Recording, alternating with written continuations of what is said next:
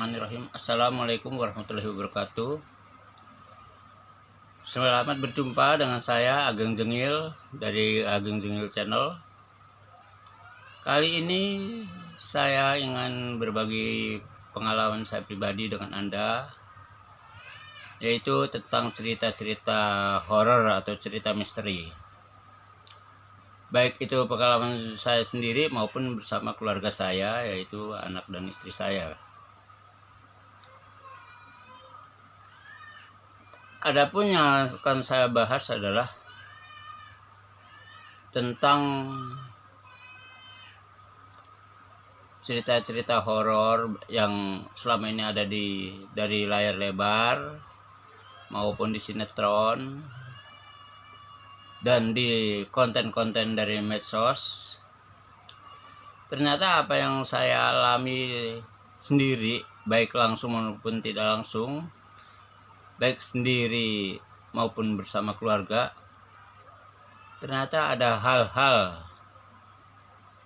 yang sepertinya layak untuk saya sampaikan kepada Anda semua.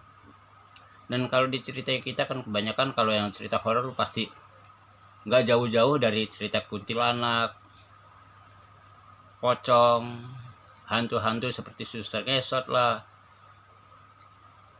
atau cerita-cerita penunggu-nunggu suatu tempat-tempat angker, khususnya cerita jin atau tentang arwah-arwah penasaran. Tapi yang untuk pertama ini akan saya bahas yang lebih ngetren, ya, antara kuntilanak dan pocong. Ya, tentang ciri-ciri khusus antara yang palsu atau rekayasa manusia untuk membuat konten, atau yang memang benar-benar makhluk halus, makhluk gaib. Dan agar fokus, saya tidak akan menampilkan sosok-sosoknya seperti kuntilanak atau pocong, bukan. Tapi cuman pembuktian bahwa dia itu asli atau bukan. Yuk kita coba. Saya akan memberikan contoh dengan benda padat. Sedangkan kalau makhluk-makhluk gaib itu kan dibilang juga bukan benda padat, bukan benda cair, juga bukan benda gas. Karena sebagian besar dari mereka itu kalau terkena cahaya, baik itu lampu, mata dari cahaya matahari maupun senter atau apapun, itu tidak akan menghasilkan bayangan atau tidak ada bayang. Ngomong Jakartanya sih nggak ada bayangannya gitu ya. Jadi kalaupun kita sorot langsung dengan senter dari HP, itu tidak akan menghasilkan bayangan di belakang mereka. Salah satu contohnya seperti ini. Yuk.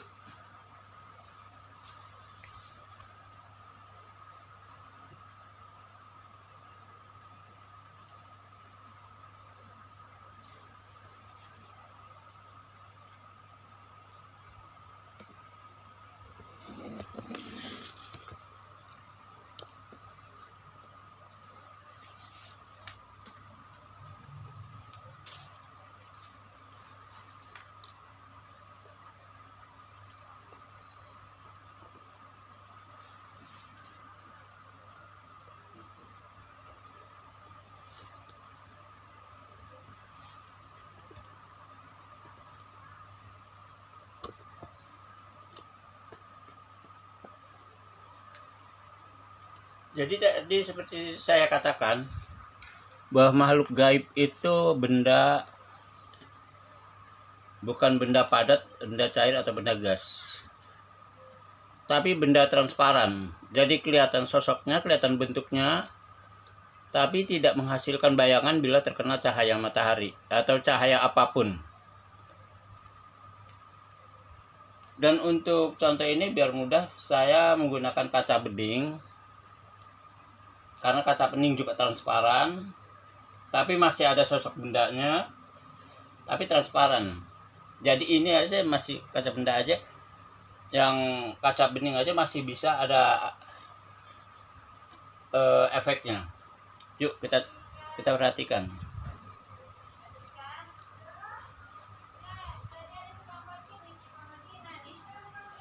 Yang pertama, bila kita ambil gampang, pocong aja dulu ya, gampang ya. Pocong terkena cahaya maka tidak akan mengakibatkan bayangan. Nggak ada bayangan di sini. Kaca saja yang transparan, tapi ada benda padat. Bayangannya cuma seperti ini. Lihat, iya kan?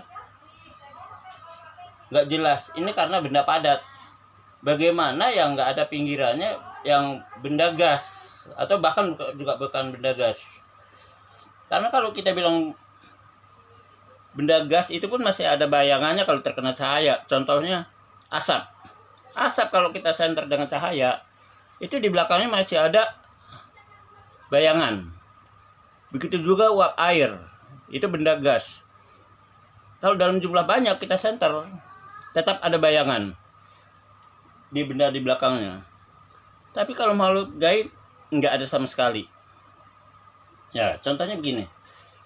Ini yang kaca bening aja masih ada bayangannya. Tapi kalau kita ibaratkan pocong, di sini memang nggak ada sama sekali, nggak seperti ini, kosong sama sekali. Dan kosong sama sekali. Yuk kita deketin tuh. Tetap nggak ada bayangan. Padahal ini dekat cahaya atau jauh dari cahaya pun sama, tetap nggak ada bayangan. Ya kalau bayangan ini wajar lah, itu karena kaca ya. Begitu pula kalau ada di antara pocong dan cahaya itu ada benda menghalangi misalkan. Di pocong itu nggak akan ada bayangan. Tuh. Di kaca aja nggak ada bayangan, tapi di tembok belakangnya nembus. Bayangan benda itu ada di tembok belakang, tapi di kaca aja nggak ada. Apalagi di makhluk gaib. Jadi satu pembuktian bahwa sebenarnya kalau makhluk gaib terkena cahaya pasti nggak ada bayangan. Kaca aja bisa nggak ada, apalagi makhluk gaib yang jelas-jelas. Iya kan? Tuh, nggak ada bayangannya sama sekali. Tapi di sini ada. Di sini ada. Tapi di kacanya nggak ada. Anda lihat. Nggak ada kan? Kita geser tuh. Di sini pun, ini yang ada dari belakang. Bukan dari sini, tapi dari belakang. Bukan dari kacanya. Nih. Kita geser ke sini. Apa ada? Nggak ada. Tapi di sini tetap ada. Di bayangan kaca. Ini kebayangan kaca loh. Tuh batasnya. Tuh. Ini kalau kita kasih bayangan di tangan nih. Ada kan? Tuh. Ini benda masih ada. Tapi di sini nggak ada sama sekali. Oke, paham ya? Itu cara gampangnya itu aja. Begitu saya ulang. Kalau misalkan di antara cahaya dan pocong nggak ada bayangannya sama sekali. Kaca aja nggak ada. Apalagi makhluk halus, makhluk gaib. Ya jelas nggak ada. Jadi kalau misalnya Anda sekali waktu tahu siang, tahu malam, tahu sore, tahu pagi, karena makhluk-makhluk begitu tuh nggak kenal waktu ya. Kalau memang mereka mau muncul ya muncul aja. Mereka nggak takut matahari kok. Jangan dikira takut matahari, takut cahaya. Mereka nggak takut. Karena itu memang alam mereka sama aja sama kita. Kan di bumi. Jadi kalau hantu itu muncul jam malam, enggak. Mereka bebas mau muncul jam berapa aja, mereka bebas semua mereka. Nggak ada batasan. Karena saya mengalaminya sendiri. Bahkan saya lebih sering tuh ketemu itu pagi. Jam 9, jam 10. Jadi nggak peduli mau jam berapa. Oke, sekali lagi saya Bayangkan kalau benda atau makhluk gaib, makhluk halus ketemu cahaya nggak ada bayangannya. Ini kaca nggak ada juga, apalagi memang makhluk gaib ya. Kalaupun mereka kena dihalangi oleh benda yang terkena cahaya, tetap nggak ada bayangannya juga, tapi di belakangnya nembus. Sekali lagi itu ya, di kacanya nggak ada, tapi di belakangnya nembus. Ini saya geser kaca. Oke kan, ini masih bayangan kaca loh. Tuh, lihat bayangan tangan saya. Nah, lihat kan bayangan tangan saya yang di belakang itu pinggiran kaca, tapi di kacanya sendiri nggak ada nih bayangan. Justru di belakang di tembok yang nembus. Oke. Jadi kalau misalnya Anda ketemu kaget, ketemu pocong, atau ketemu kuntilanak, center aja. Kalau ada bayangan udah pasti itu palsu. Bahkan lipatan kain pun ada bayangannya gitu. Kenapa harus nunggu cahaya? Kalau nggak ada center, nggak ada, pakai center HP aja bisa. Anda buktiin. Center Anda halangin, kalau di baju ada bayangan jari-jari, palsu. Kalau Anda center, itu orang di belakang ada bayangannya, mau tembok mau apa, ada bayangan, itu palsu. Yang asli nggak nembus, nggak ada bayangan sama sekali. Itu pengalaman saya beberapa kali, bukan cuma sendiri ya, tapi bersama anak saya, bersama istri saya, karena sering ketemu. Saya sendiri, saya asli dari perbatasan Kabupaten Magelang dan Kabupaten Boyolali, di lereng barat Merapi. Kampung saya itu terakhir di Puncak ya. Dan di Jakarta saya tinggal di Palmerah, daerah Rawabelong tepatnya. Itu dulu tempat-tempat yang banyak tempat-tempat angker. Bahkan beberapa tempat udah masuk di TV ya, di acara-acara misteri. Saya buktikan itu. Jadi kalau misalnya Anda ketemu orang-orang, mau orang laki mau perempuan, itu nggak usah gugup, center aja langsung. Ada bayangan, berarti itu orang yang punya maksud tertentu. Saya nggak tahu dia cuma usil atau punya niat jahat. Dengan harapan Anda pingsan, dia beroperasi. Atau Anda pingsan, dia tinggal ketawa. Itu diantara itu. Jadi hati-hati dengan segala hal yang bersifat misterius ya, yang bersifat horor, karena yang horor itu belum tentu juga, mungkin menakutkan tapi belum tentu benar. Tapi sebaliknya juga, dengan cara ini kita jadi tahu kalau dibilang manusia adalah makhluk paling sempurna, betul, secara benda kebendaan, karena kita punya fisiknya bisa disentuh, bisa merasakan, dan kita bisa menyentuh. Tapi di alam lain, di alam lain juga ada makhluk lain, ada penghuni lain. Jadi saya harap kita semua nih bijak dalam melangkah dan berperilaku ya, karena bukan apa-apa, mereka bisa ngelihat kita tapi kita nggak bisa melihat mereka. Kita membahayakan mereka juga kita nggak tahu, ya kan? Sedangkan yang hanya orang-orang tertentu yang bisa melihat mereka dan bisa berkomunikasi dengan mereka. Lalu orang-orang itu siapa? Cuma Allah yang tahu, dan orang itu sendiri. Oke? Yuk kita jadi hati-hati dalam berkehidupan sehari-hari. Bijaklah dalam melangkah dan berperilaku. Kita tidak hidup sendiri, dalam arti bukan cuma manusia, hewan, dan alam, tapi juga ada alam lain di sekitar kita. Karena kenapa saya bilang begitu? Karena saya yakin kalau Allah mau ciptakan apapun bisa, mau dalam keadaan apapun bisa. Bukan kalau kita percaya ada itu tuh terus berarti kita percaya sama setan, sama jin, sama hantu. Bukan percaya. Percaya keberadaannya. Bukan percaya dengan keinginan mereka, dengan ucapan mereka, bukan.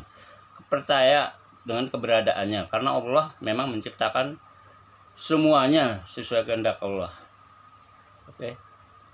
Sampai jumpa nanti, masih banyak yang bisa kita bahas. Seperti ya tadi saya bilang, ada pocong, ada hantu, mungkin ada sukma. Soal tentang sukma begini, ini sekalian pembukaan, bukan acara selanjutnya. Manusia hanya bisa berkomunikasi, manusia tertentu ya, hanya bisa berkomunikasi itu dengan bangsa jin atau sukma-sukma dari orang-orang yang belum menerima kepindahannya dari alam dunia ke alam barzah. Itu sukmanya masih belum bisa menerima, itu bisa kita masih bisa berkomunikasi. Kalau dengan semacam pocong, hantu, atau tadi kuntilanak, kita nggak bisa, kita yang inisiatif. Yang bisa inisiatif mereka ke kita gitu. Tapi kalau dengan bangsa jin atau penunggu tempat-tempat tertentu, atau mungkin siluman, atau sukma orang-orang yang belum menerima kepergiannya dari alam dunia ke alam barzah, kita bisa berinisiatif. Cuman bukan saya loh, cuman manusia tertentu bisa. Dan siapa yang bisa? Cuma Allah yang tahu dan diri orang itu sendiri. Ya tergantung sifat orangnya. Tapi ada juga yang nggak bisa, ngaku bisa karena kepentingan ekonomi. Itu banyak. Ya, dan sekian dulu. Semoga acara ini bisa menambah wawasan kita. Dan kalau Anda ragu, apa yang semua yang saya alami itu masih ada TKP-nya. Ada yang mengalami bersama saya, baik itu anak saya maupun istri saya. Sekarang dia alhamdulillah masih sehat, segar bugar. Kalau depan dengan teman juga ada. Kalau TKP juga alhamdulillah masih ada semua.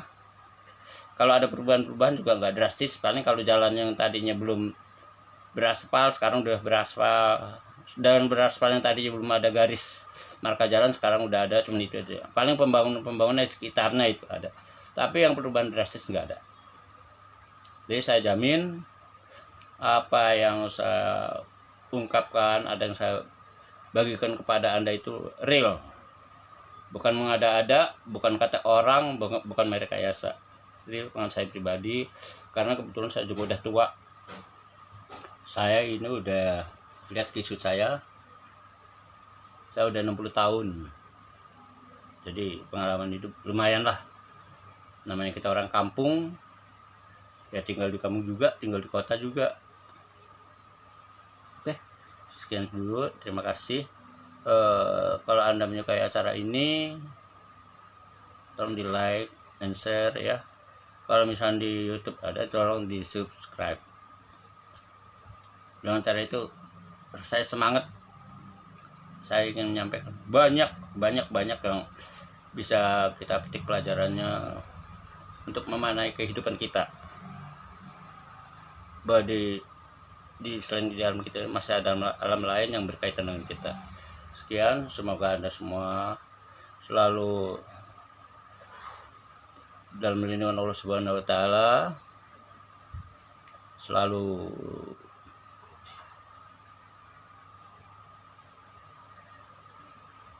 mendapat nikmat sehat, kelancaran rezeki dan berkah serta panjang umur. Amin amin ya rabbal alamin.